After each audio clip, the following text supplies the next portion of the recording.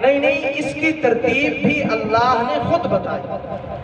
وہ ایسا ہوتا تھا جب سورت کی کوئی آیت نازل ہوتی تو اللہ تعالیٰ ساتھ یہ پیغام بھی دے دیتے تھے کہ اس آیت کو فلاں سورت میں رکھ لو، اس آیت کو فلاں سورت میں رکھ لو۔ یعنی اللہ پاک نزول کا اعتبار بھی بتا دیتے تھے کہ یہ سورت اب نازل ہوئی، اور اس کو کس سورت میں رکھنا ہے یہ ترتیب بھی اللہ خود بتاتے تھے۔ تو یہ جو ہمارے پاس نسخہ ہے قرآن پاک کا، یہ اللہ کی طرف سے متعین کیا ہوا ہے۔ اور علماء کرام نے یہ بھی لکھا ہے جس طرح ہمارے پاس قرآن مجید کا نسخہ ہے لوح محفوظ میں، جہاں زمین آسمان حجر و شجر ہر چیز کے بننے سے پہلے اللہ پاک نے لوح محفوظ کے اندر قرآن کو محفوظ کروایا، تو لوح محفوظ کے اندر بھی جو ترتیب لکھی ہوئی ہے وہ یہی ترتیب ہے جو اس قرآن کے اندر موجود ہے۔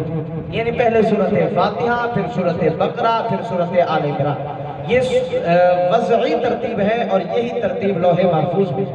نزول کی جو ترتیب ہے وہ اور ترتیب ہے۔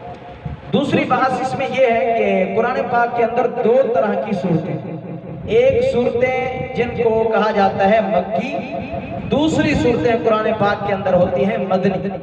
اب اس کا کیا مطلب ہے؟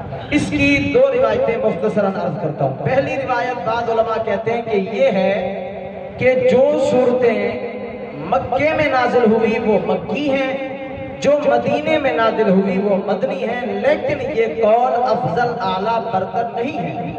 افضل قول کیا ہے، راجح قول کیا ہے، وہ یہ ہے کہ جو صورتیں ہجرت سے پہلے نازل ہوئی وہ صورتیں مکی ہیں، اور جو ہجرت کے بعد مدینے میں یا مکے میں فتح مکہ کے موقع پہ بھی قرآن نازل ہوا تھا